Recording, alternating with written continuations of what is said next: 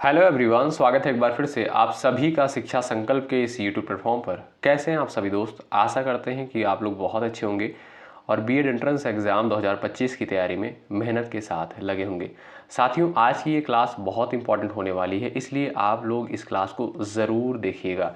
यहाँ पर जो है जीके जीएस के उन महत्वपूर्ण प्रश्नों को कवर किया जाएगा जो प्रश्न पिछले वर्षों में पेपर में पूछे जा चुके हैं। और मैं फिर से आपसे कह रहा हूं कि यदि आप लोग प्रीवियस ईयर क्वेश्चंस को अच्छे से कर लेते हैं, आपको कोई भी दिक्कत नहीं होगी, क्योंकि लगभग कुछ क्वेश्चन जो है आपको डायरेक्ट पेपर में देखने को मिलते हैं। आइए शुरुआत कर लेते हैं बिना किसी देरी के। आप लोग पूरे धैर्य के साथ, पूरे पेशेंस के साथ इस क्लास में बने रहिएगा। एक कॉपी ले लीजिए, एक पेन ले लीजिए और यहाँ पर आप लोग बताइएगा लास्ट में कि आपने कितने क्वेश्चंस को बिल्कुल करेक्ट किया है। ठीक है, आइए शुरुआत कर लेते हैं बिना किसी देरी के। और पहला सवाल जो है आपके स्क्रीन पर लग चुका है। निम्नलिखित में से किसको जो है भारत में राज्य का पहला नागरिक कहा जाता है? गृह मंत्री को, राज्यपाल को, मुख्यमंत्री को, राज्य की राजधानी के महापौर को? प्रयास कर सकते हैं आप सभी दोस्त आंसर देने के लिए। राज्य का पहला नागरिक जो है किसे कहा जाता है? दोस्तों, आप सभी को पता है राज्यपाल को जो है राज्य का पहला नागरिक कहा जाता है। ऑप्शन नंबर बी करेक्ट हो जाएगा। ये भी याद रखिएगा दोस्तों, एक पॉइंट और है, महत्वपूर्ण है दोस्तों। राष्ट्रपति के द्वारा जो है अनुच्छेद 155 के तहत राज्यपाल की नियुक्ति करी जाती है और राज्यपाल की नियुक्ति दोस्तों 5 वर्ष के लिए करी जाती है। कितने वर्ष के लिए? 5 वर्ष के लिए करी जाती है। और दोस्तों यह भी ध्यान रखिएगा, राज्य की कार्यपालिका का प्रमुख जो है राज्यपाल होता है। ठीक है, आगे बढ़ते हैं और अगला सवाल हम लोग देखेंगे। इन सारे पॉइंट को आप लोग ध्यान रखिएगा। सवाल नंबर दूसरा, संसार में सर्वाधिक सक्रिय ज्वालामुखी कौन सा है? Cotopaxi, Fujiyama, किलायू, Vesuvius? चलिए प्रयास करिएगा सभी लोग आंसर देने के लिए। एक बार सभी लोग सेशन को शेयर कर दें और लाइक की संख्या आप लोग बढ़ाते चलें। संसार में सर्वाधिक सक्रिय ज्वालामुखी जो है कौन सा है? दोस्तों याद रखिएगा, किलायू ज्वालामुखी जो है ये संसार का जो है सर्वाधिक सक्रिय ज्वालामुखी की श्रेणी में आता है। अच्छा, ये कहाँ पर है?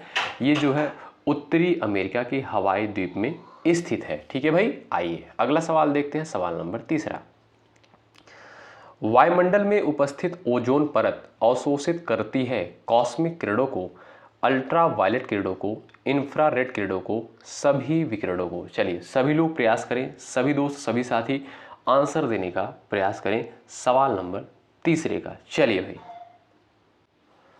बड़ा ही इंपॉर्टेंट सवाल है एग्जाम के लिए। चलिएगा, वायुमंडल में उपस्थित ओजोन परत अवशोषित करती है अल्ट्रावायलेट किरणों को। ऑप्शन नंबर आपका दोस्तों बी बिल्कुल करेक्ट हो जाएगा। ठीक है भाई। अच्छा, अगर आपसे पूछे कि ओजोन परत जो है ये आपका किस मंडल में पाई जाती है, तो आप कहेंगे समताप मंडल में। ठीक है, समताप मंडल में जो है ओजोन परत पाई जाती है। बड़ा ही इंपॉर्टेंट सवाल है। आइए अगला सवाल देखते हैं। सवाल नंबर चौथा, भारत में तिलहन का सबसे बड़ा उत्पादक राज्य जो है कौन सा है? गुजरात, मध्य प्रदेश, राजस्थान, उत्तर प्रदेश? सभी लोग प्रयास करें सवाल नंबर 4 का आंसर देने के लिए। चलिए, भारत में तिलहन का सबसे बड़ा उत्पादक राज्य जो है कौन सा है? प्रयास करिएगा आंसर देने के लिए। चलिए दोस्तों, अगर बात करें तिलहन उत्पादक की, तो आपका पहले नंबर पर कौन सा आता है राज्य? आपका मध्य प्रदेश, दूसरे नंबर पर आता है आपका राजस्थान और तीसरे नंबर पर आता है आपका महाराष्ट्र। तो भाई इस क्वेश्चन का जो है आपका ऑप्शन नंबर बी करेक्ट हो जाएगा। ठीक है, भारत में तिलहन का सबसे बड़ा उत्पादक राज्य आपका एमपी है। अगला सवाल आपके स्क्रीन पर लग चुका है। भारतीय संविधान में हम भारत के लोग का प्रयोग जो है कहां पर किया गया है? नीति निर्देशक तत्व में, मौलिक अधिकार में, नागरिकता में, संविधान की प्रस्तावना में? सभी लोग प्रयास करें आंसर देने के लिए। बड़ा ही इंपॉर्टेंट सवाल है। चलिए, भारतीय संविधान में हम भारत के लोग का प्रयोग जो है कहां पर किया गया है? आप सभी को पता है प्रस्तावना की शुरुआत ही होती है हम भारत के लोग से। ठीक है, तो यहां पर जो आपका राइट आंसर हो जाएगा संविधान की प्रस्तावना। ऑप्शन नंबर डी बिल्कुल राइट हो जाएगा। अगर आपने जो है संविधान की प्रस्तावना को एक भी बार पढ़ा होगा तो आपको पता होगा कि इसकी शुरुआत जो होती है हम भारत के लोग से होती है। ठीक है, चलिए बात करते हैं दोस्तों मौलिक अधिकार की। मौलिक अधिकार का वर्णन जो है किस भाग में किया गया है? तो भाग 3 में जो है मौलिक अधिकार का वर्णन किया गया है अनुच्छेद 12 से 35 के तहत। और वर्तमान समय में मौलिक अधिकारों की संख्या दोस्तों कितनी है? 6 मौलिक अधिकार है। बात करें दोस्तों नीति निर्देशक तत्व की, तो इसका उल्लेख जो है भाग 4 में अनुच्छेद 36 से 51 के तहत किया गया है नीति निर्देशक तत्वों का वर्णन। दोस्तों बात करें नागरिकता की, तो नागरिकता का वर्णन दोस्तों ध्यान रखिएगा, नागरिकता का वर्णन अनुच्छेद जो है 5 से 11 के तहत किया गया है और भाग 2 में, ठीक है, भाग 2 के अनुच्छेद 5 से 11 के तहत नागरिकता का उल्लेख किया गया है। इन सारे पॉइंट को याद रखिएगा, महत्वपूर्ण है। आइए अगला सवाल देखते हैं। सवाल नंबर 6 आपके स्क्रीन पर लग चुका है। भाई क्या हुआ, सेशन को आप लोग शेयर नहीं कर रहे हो, लाइक नहीं कर रहे हो। भाई लाइक की संख्या आप लोग बढ़ाते चले, आपके लिए मेहनत किया जा रहा है, इतना आपका कर्तव्य बनता है, सेशन को जरूर लाइक करें। चलिए, किस ग्रह को पृथ्वी का जुड़वा ग्रह के नाम से भी जाना जाता है? सभी लोग प्रयास करते हैं आंसर देने के लिए, छाप दीजिए अपना आंसर। चलिए भाई फटाफट आप लोग आंसर करें। चलिए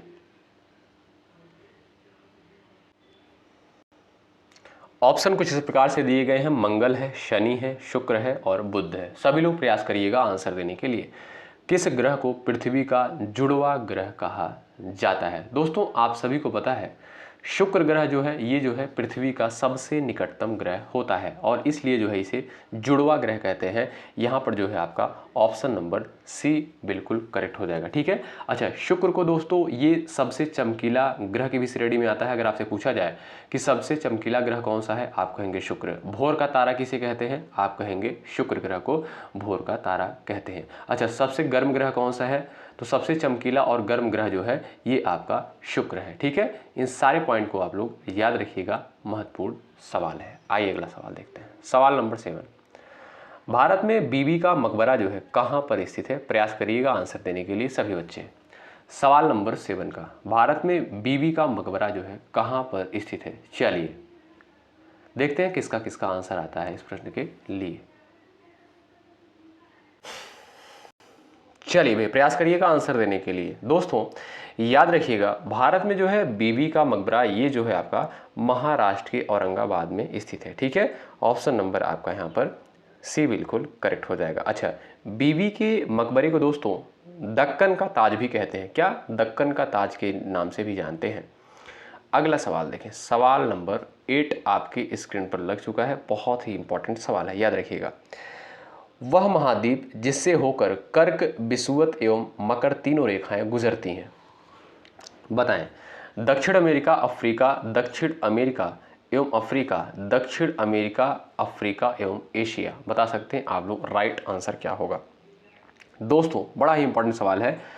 वह महाद्वीप जिससे होकर जो है कर्क रेखा, विषुवत रेखा और मकर रेखा तीनों गुजरती हैं, वो है आपका अफ्रीका महाद्वीप। ऑप्शन नंबर बी बिल्कुल राइट है।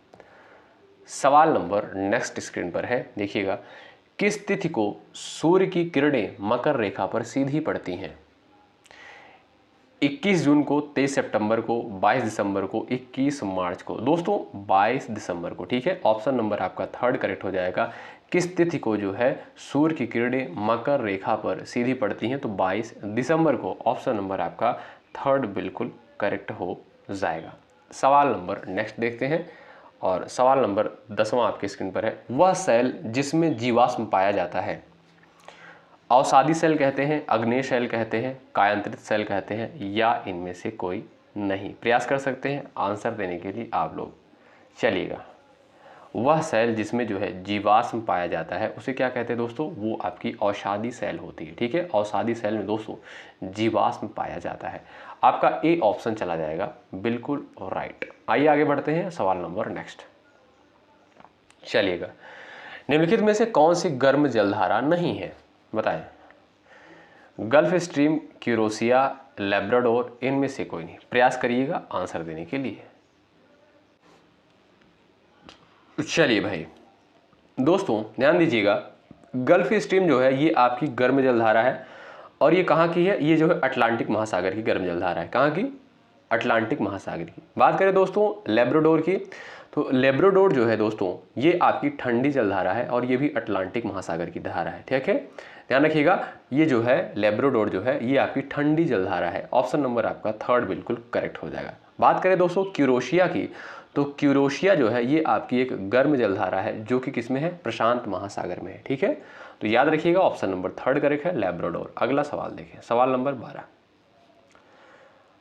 भारत की 2 प्रमुख नदियां जो अरब सागर में गिरती हैं, प्रयास करिएगा आंसर देने के लिए। चलिए भाई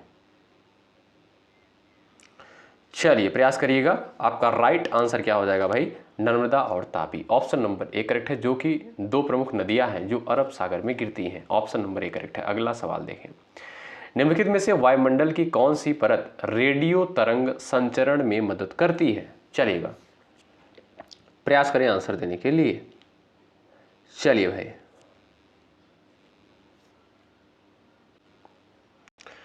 निम्नलिखित में से वायुमंडल की कौन सी परत जो है रेडियो तरंग संचरण में मदद करती है।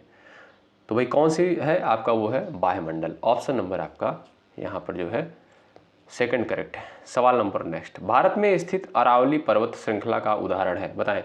ज्वालामुखी पर्वत है या वलित पर्वत है, भ्रंश पर्वत है, उपरयुक्त में से कोई नहीं। प्रयास करिएगा आंसर देने के लिए। चलिएगा देखते हैं किसका किसका आंसर यहाँ पर आता है। दोस्तों ये जो है एक प्रकार का वलित पर्वत है, ठीक है। ये जो है जो आपका अरावली पर्वत है ये एक प्रकार का जो है वलित पर्वत है। ऑप्शन नंबर आपका बी करेक्ट हो जाएगा। कभी कभी प्रश्न पूछता है कि अरावली पर्वत का जो है सर्वोच्च शिखर का नाम क्या है, आप कहेंगे गुरु शिखर। क्या, गुरु शिखर। बहुत इंपॉर्टेंट पॉइंट है। अगला सवाल देखें, सवाल नंबर 15, निम्नलिखित में से कौन जो है देशबंधु के नाम से प्रसिद्ध है। चंद्रशेखर, चित्तरंजन दास, ए ओ ह्यूम, एनी बेसेंट। चलिए भाई प्रयास करिएगा। चलिए ऑप्शन नंबर दोस्तों यहाँ पर आपका करेक्ट हो जाएगा। क्या भाई, देशबंधु के नाम से कौन प्रसिद्ध है, आपको पता होना चाहिए, चित्तरंजन दास। ऑप्शन नंबर आपका बी करेक्ट हो जाएगा। अच्छा, चित्तरंजन दास भाई क्या थे, भारतीय नेता भी थे, राजनीतिज्ञ भी थे और कवि भी थे और ये पत्रकार भी थे, ठीक है। ऑप्शन नंबर आपका यहाँ पर बी बिल्कुल करेक्ट हो जाएगा, ठीक है। और भारतीय स्वतंत्रता संघर्ष का जो है कह सकते हो आप लोग, इन्हें नेता भी कहा जाता है। ऑप्शन नंबर बी करेक्ट है। अगला सवाल देखें, अर्थशास्त्र का जनक जो है किसे कहा जाता है। आप लोग फटाफट आप लोग आंसर छापिएगा। चलिए सबका आंसर आना चाहिए। पूरे धैर्य के साथ क्लास में बने रहिएगा और जितने भी PYQ आपको क्वेश्चंस प्रोवाइड किए जा रहे हैं आप लोग इसको जरूर कवर करिएगा, ठीक है। मैं बार बार आपसे कह रहा हूं, बहुत इंपॉर्टेंट सेशन है, पेपर में पूछा जाता है प्रश्न। चलिए, अर्थशास्त्र का जनक जो है किसे कहा जाता है, फादर ऑफ इकोनॉमिक्स किसे कहते हैं भाई, एडम स्मिथ को। किसे, एडम स्मिथ को कहा जाता है। अच्छा, एडम स्मिथ की दोस्तों एक बहुत ही प्रसिद्ध कृति है, उनका नाम क्या है, वेल्थ ऑफ नेशन। क्या, वेल्थ ऑफ नेशन जो है इनकी एक बहुत ही प्रसिद्ध कृति है, इसको भी आप लोग ध्यान रखिएगा, ठीक है भाई। ऑप्शन बी करेक्ट है, अर्थशास्त्र का जनक एडम स्मिथ को कहते हैं। अगला सवाल, ऑपरेशन फ्लड कार्यक्रम जो है कब प्रारंभ हुआ। चलिए फटाफट छाप दीजिए आप लोग आंसर। चलिए भाई दोस्तों, दूध का उत्पादन बढ़ाने के लिए जो है 1970 में ऑपरेशन फ्लड कार्यक्रम शुरू हुआ। कब भाई, 1970 में। ऑप्शन नंबर बी करेक्ट हो जाएगा। और दूध के उत्पादन को बढ़ावा देने के लिए, ठीक है। अच्छा, ऑपरेशन फ्लड के जनक कह सकते हो सॉरी, ऑपरेशन फ्लड का जनक जो है किसे कहा जाता है, आप लोग याद रखिएगा, वर्गीस कुरियन को, ठीक है। आपका बी ऑप्शन राइट है। अगला सवाल देखें, प्रधानमंत्री ग्राम सड़क योजना प्रारंभ की गई, बताएं। चलिएगा सभी लोग आंसर दें। प्रधानमंत्री ग्राम सड़क योजना जो है कब प्रारंभ की गई, 25 दिसंबर सन 2000 को। कब, 25 दिसंबर सन 2000 को प्रधानमंत्री ग्राम सड़क योजना प्रारंभ की गई थी। अगला सवाल, रिजर्व बैंक ऑफ इंडिया के वर्तमान गवर्नर कौन है। अच्छा, ये जो है करंट, मतलब ये जब प्रश्न पूछा गया था पेपर में तब करंट का क्वेश्चन था, लेकिन हमने इसको जो है अपडेट कर दिया है। आपसे सवाल करता है कि रिजर्व बैंक ऑफ इंडिया के वर्तमान गवर्नर कौन है। चलिए प्रयास करिए और बहुत इंपॉर्टेंट सवाल है। चलिए, संजय मल्होत्रा, शक्तिकांत दास, रघुराम राजन, इनमें से कोई नहीं। आप सभी को पता होगा भाई कौन है वर्तमान समय में रिजर्व बैंक ऑफ इंडिया के गवर्नर, संजय मल्होत्रा है। ऑप्शन नंबर ए करेक्ट हो जाएगा। अच्छा, इसके पहले कौन थे, शक्तिकांत दास थे। तो पहला ऑप्शन आपका राइट है दोस्तों। आइए, उस विदेशी यात्री का नाम बताइए जिसे दिल्ली का काजी बनाया गया। चलिए फटाफट आप लोग आंसर कर दीजिए भाई इस क्वेश्चन का, प्रयास करिएगा। उस विदेशी यात्री का नाम बताइए जिसे दिल्ली का काजी बनाया गया। अलबरूनी, इब्न बतूता, बर्नियर और बर्नी। दोस्तों याद रखिएगा, इब्न बतूता को जो है दिल्ली का काजी बनाया गया था। आपका बी ऑप्शन चला जाएगा राइट, ठीक है। किसके द्वारा बनाया गया था, मोहम्मद बिन तुगलक के द्वारा। अच्छा, इब्न बतूता जो है कहाँ का निवासी था, ये जो है आपका मोरक्को का निवासी था। आइए अगला सवाल देखते हैं। सवाल नंबर नेक्स्ट, निम्नलिखित में से कौन सा जो है हिल स्टेशन अंग्रेजों द्वारा सर्वप्रथम स्थापित किया गया था? चलिए भाई प्रयास करें आंसर देने के लिए। नैनीताल, मसूरी, शिमला और दार्जिलिंग। चलिए भाई, निम्नलिखित में से कौन सा हिल स्टेशन जो है अंग्रेजों द्वारा सर्वप्रथम स्थापित किया गया था? तो वो है दोस्तों आपका मसूरी। ऑप्शन नंबर आपका यहाँ पर बी चला जाएगा, बिल्कुल राइट आंसर। ठीक है, बी ऑप्शन वाले दोस्त राइट है। अगला सवाल देखें। निम्नलिखित में से किस मुगल शासक के शासनकाल में स्थापत्य कला अपने चरम विकास पर पहुंची? प्रयास करें आंसर देने के लिए। चलिएगा, निम्नलिखित में से किस मुगल शासक के शासनकाल में स्थापत्य कला अपने चरम विकास पर पहुंची? आपका राइट आंसर दोस्तों क्या हो जाएगा? शाहजहां। ठीक है, शाहजहां के शासनकाल को जो है स्थापत्य कला का स्वर्णकाल भी कहा जाता है, ये भी आप लोग याद रखिएगा। ऑप्शन थर्ड बिल्कुल राइट है, बेहद इंपॉर्टेंट सवाल। अगला सवाल देखिए। हड़प्पा जो है किस नदी के तट पर स्थित है? चलिए छाप दीजिए अपना आंसर। चलिए भाई, आप सभी को दोस्तों पता होगा सिंधु घाटी सभ्यता का एक स्थल है जिसका नाम क्या है? हड़प्पा है।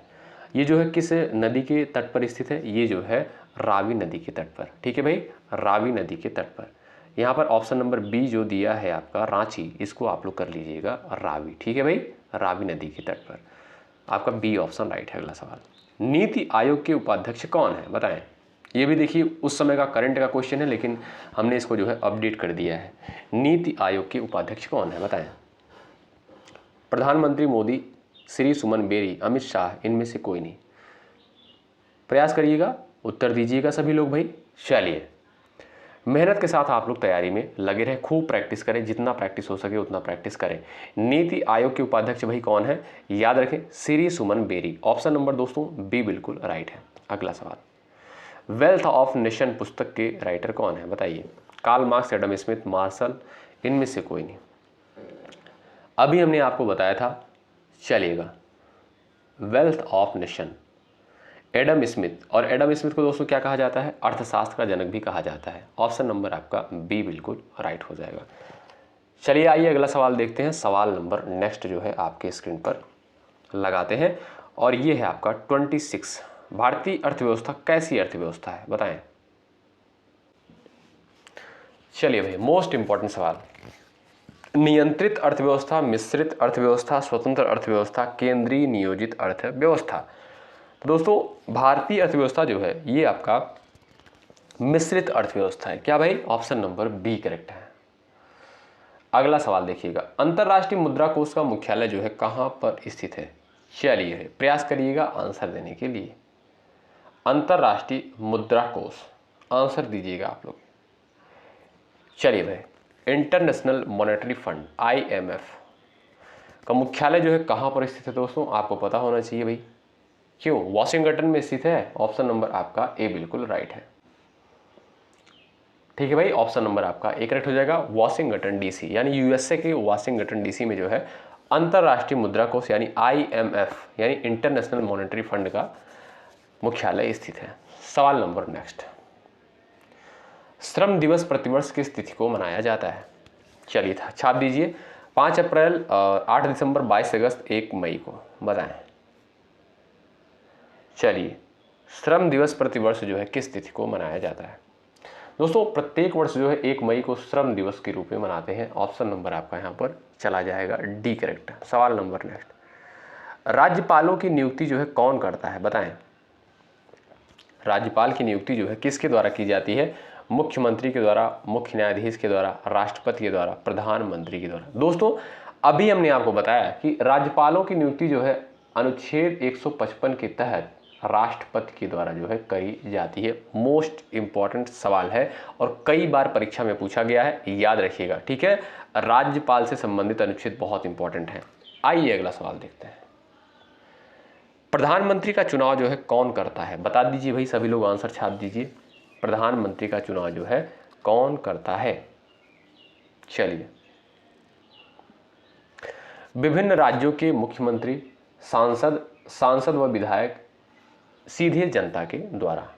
आपको पता होगा दोस्तों, प्रधानमंत्री का चुनाव जो है सांसद अर्थात कह सकते हो लोकसभा के सांसदों द्वारा जो है प्रधानमंत्री का चुनाव होता है। ऑप्शन नंबर आपका बी यहाँ पर बिल्कुल करेक्ट हो जाएगा। सांसद के द्वारा जो है प्रधानमंत्री का चुनाव किया जाता है। ऑप्शन नंबर बी चला जाएगा राइट। अगला सवाल, चलिए भाई सवाल नंबर 31। मोहम्मद बिन तुगलक ने अपनी राजधानी दिल्ली से किस शहर को ले जाने की योजना बनाई? आगरा, उज्जैन, दौलताबाद, इनमें से कोई नहीं। प्रयास करिएगा, आंसर दीजिएगा सभी लोग भाई।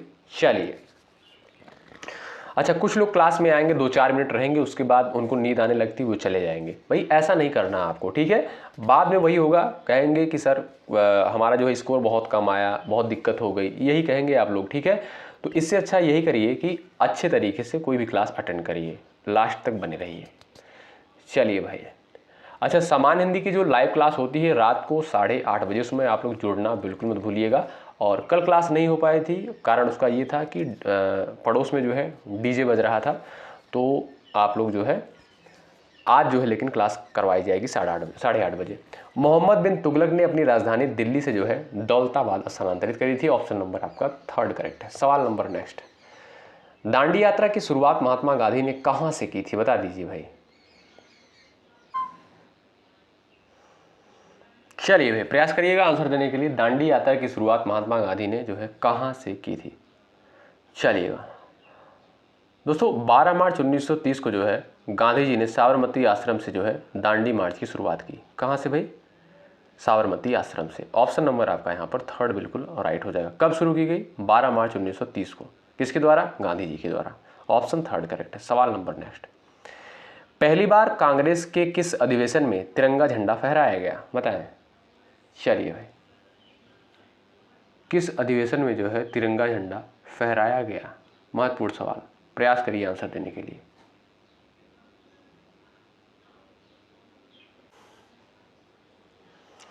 दोस्तों लाहौर का अधिवेशन वही 1929 का अधिवेशन था, ठीक है? इसमें जो है पहली बार तिरंगा झंडा फहराया गया था, ठीक है? ऑप्शन नंबर आपका यहाँ पर 3 बिल्कुल करेक्ट हो जाएगा। कांग्रेस के लाहौर अधिवेशन में। ऑप्शन नंबर 3 राइट है। अगला सवाल देखें।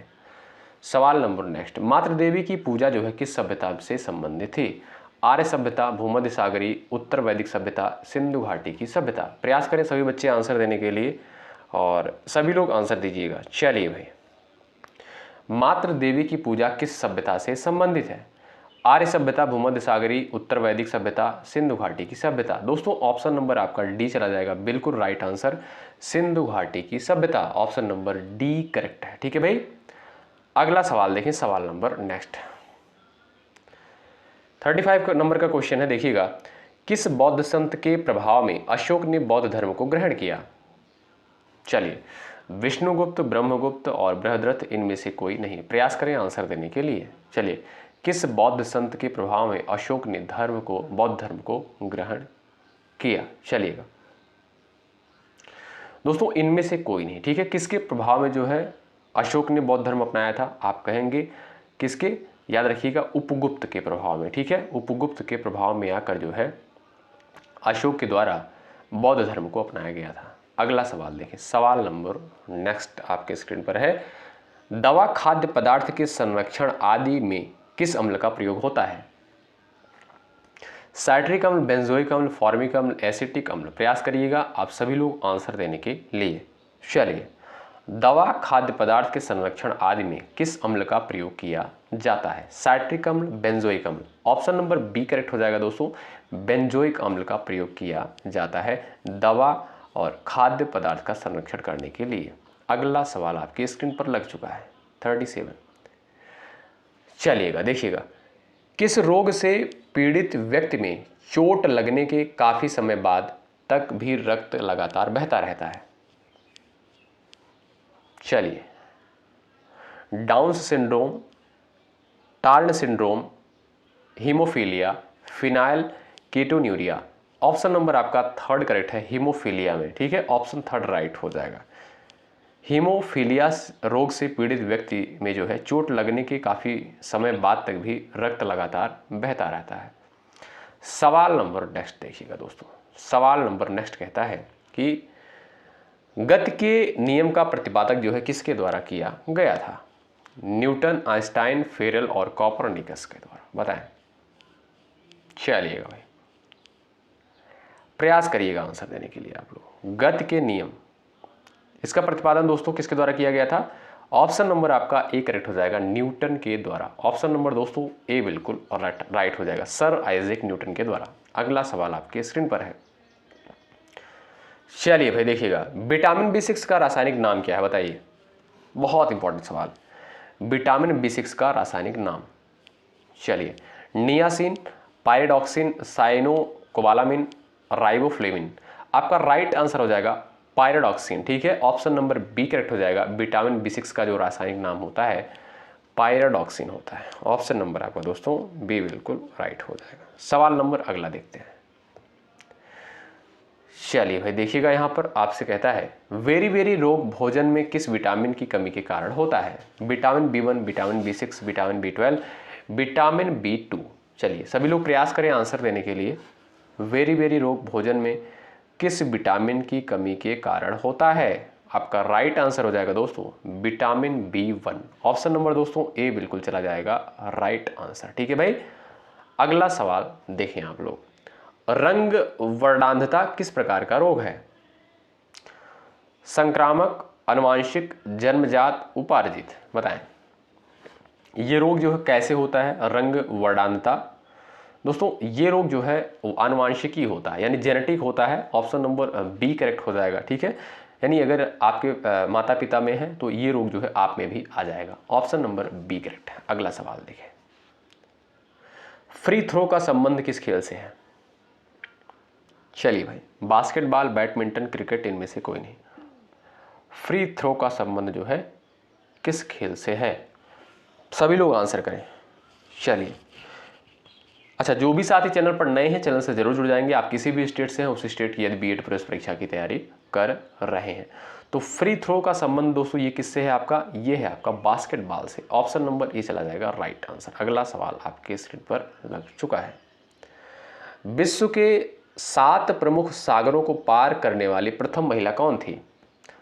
यहाँ पर 7 की जगह 7 कर लीजिएगा आप लोग। ठीक है, 7 कर लीजिएगा। विश्व के 7 प्रमुख सागरों को पार करने वाली प्रथम महिला जो है कौन थी, बुला चौधरी। कहाँ की भाई, ऑप्शन नंबर आपका यहाँ पर बी बिल्कुल राइट हो जाएगा। तो भाई ये कहाँ की हैं, ये जो है बुला चौधरी, ये पश्चिम बंगाल की। ऑप्शन नंबर बी करेक्ट है। सवाल नंबर नेक्स्ट देखिए। अगला सवाल कहता है हमारे सौरमंडल का कौन सा ग्रह आकार में पृथ्वी के समान है। मंगल, बुध, शुक्र और बृहस्पति। चलिए भाई, चलिए तो जुड़वा ग्रह भाई किसे कहा जाता है, अभी हमने आपको बताया था स्टार्टिंग में ही, तो वो होता है आपका दोस्तों शुक्र ग्रह। ठीक है, ऑप्शन नंबर 3 करेक्ट हो जाएगा। इसे जुड़वा ग्रह भी कहते हैं। ठीक है, और इसे चमकीला ग्रह भी कहते हैं, गर्म ग्रह भी है सबसे ज़्यादा। ठीक है, तो ऑप्शन नंबर आपका 3 राइट है। अगला सवाल देखें, सवाल नंबर नेक्स्ट। निम्न में से किस ग्रह में अपने उपग्रह नहीं है। मंगल, नेपच्यून, बुध और प्लूटो। बताइएगा। चलिए भाई, आपका राइट आंसर क्या होगा अभी बता सकते हैं आप लोग, वो है आपका बुध। ऑप्शन नंबर दोस्तों यहाँ पर 3 बिल्कुल राइट है। सवाल नंबर नेक्स्ट देखिएगा। वायुमंडलीय दशा के अध्ययन को क्या कहा जाता है। बताएं वायुमंडलीय दशा के अध्ययन को जो है क्या कहा जाता है। आपका राइट आंसर क्या हो जाएगा, astrology, seismology, astronomy, metrology. Option number B correct है, मेट्रोलॉजी कहते हैं। अगला सवाल देखें, सवाल नंबर 47। विश्व का सबसे बड़ा नदी द्वीप माजुली जो है किस राज्य में स्थित है। अरुणाचल प्रदेश, असम, त्रिपुरा और मिजोरम। चलिए, विश्व का जो है सबसे बड़ा नदी द्वीप माजुली जो है किस राज्य में स्थित है। ये आपका दोस्तों कहाँ पर है, ये आपका असम राज्य में स्थित है माजुली द्वीप, महत्वपूर्ण है। अगला सवाल देखें। पश्चिमी घाट के उत्तरी भाग को किस नाम से जाना जाता है। कोरोमंडल तट, मालाबार तट, कोंकण तट, उत्तरी सरकार। बताएं। 48 नंबर का क्वेश्चन है, पश्चिमी घाट के उत्तरी भाग को किस नाम से जानते हैं। दोस्तों कोंकण तट के नाम से जाना जाता है। ऑप्शन नंबर आपका 3 राइट है। अगला सवाल, संविधान किस तिथि को पूर्णता बनकर तैयार हुआ। चलिए, आप सभी को पता होगा भाई 26 नवंबर 1949 को। ठीक है, पूर्णता बनकर तैयार हुआ। लागू कब हुआ, 26 जनवरी 1950 को लागू हुआ था संविधान। सवाल नंबर ये नेक्स्ट है, सांख्य दर्शन के प्रवर्तक कौन है। कपिल, गौतम, चारवाक और जैमिनी। बताइएगा, सांख्य दर्शन के प्रवर्तक कौन है। कपिल, गौतम, चार्वाक और जैमिनी। दोस्तों सांख्य दर्शन का जो प्रवर्तक माना जाता है कपिल मुनि को माना जाता है। ठीक है, ऑप्शन नंबर आपका चला जाएगा ए, बिल्कुल राइट आंसर हो जाएगा। ठीक है, ए ऑप्शन करेक्ट है। तो साथियों यहाँ पर हमने पूरे 50 प्रश्नों को कवर किया जो कि पिछले वर्षों में ये प्रश्न पूछे जा चुके हैं। अब आप लोग बताइए आपने कितना स्कोर किया, ईमानदारी के साथ ज़रूर बताइएगा कि आपने कितने क्वेश्चंस को बिल्कुल राइट किया है। ठीक है, तो डेली आप लोग क्लास में ज़रूर जुड़े भाई, बहुत इंपॉर्टेंट सेशन होता है, आपके लिए मेहनत किया जा रहा है ये। ठीक है, और आप लोग मेहनत के साथ बस तैयारी करते रहें, पढ़ते रहें, जो भी कंटेंट आपको दिया जा रहा है सभी कंटेंट को ज़रूर कवर करें। रात को 8:30 बजे जो है आपकी सामान्य हिंदी की लाइव क्लास होगी, उसमें जुड़ना बिल्कुल मत भूलिएगा। जो भी साथी टेलीग्राम चैनल पर नहीं जुड़े हैं वे लोग टेलीग्राम चैनल से जरूर जुड़ जाएंगे, इस वीडियो के डिस्क्रिप्शन बॉक्स में लिंक डाल दिया जाएगा। ठीक है, तो आप लोग मेहनत के साथ तैयारी में लगे रहें, खूब प्रैक्टिस करें और खूब जितना प्रैक्टिस हो सके उतना प्रैक्टिस करें। रीजनिंग हो गया आपका, जीके जीएस हो गया, हिंदी हो गया, खूब अच्छे से पढ़ें मेहनत के साथ। ठीक है, अच्छा स्कोर यदि आपको लाना है। कोई डाउट आपका होता है 9415768259 पर व्हाट्सअप कर सकते हैं। चलिए मिलते हैं आपसे नेक्स्ट क्लास में, तब तक के लिए बाय बाय, टेक केयर। आप लोग अपना ख्याल रखें, अपने माता पिता का ख्याल रखें। जय हिंद, जय भारत।